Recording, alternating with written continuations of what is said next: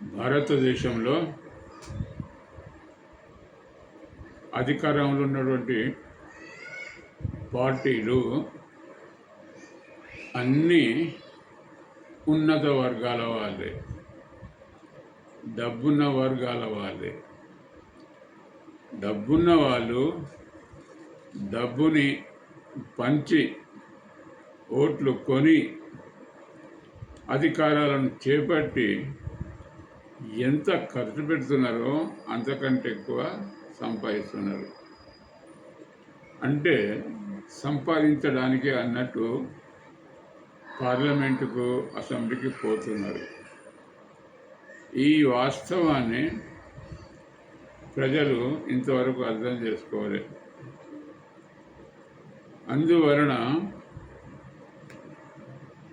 సమూలమైనటువంటి మార్పులు తీసుకురావడానికి ఒక పార్టీ అవసరం. ఎందుకంటే మన దేశంలో అనేక సిద్ధాంతాలు ఉన్నాయి. బుద్ధుడి దగ్గర నుంచి నా వరకు కూడా అనేక సిద్ధాంతాలు ఉన్నాయి. కానీ సిద్ధాంతాలాగానే మిగిలిపోయినాయి.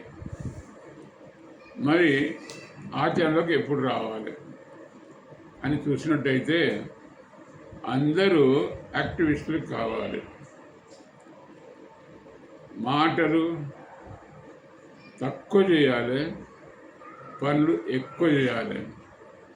ఎందుకంటే 100 మాటల కన్నా ఒక పని గొప్పది.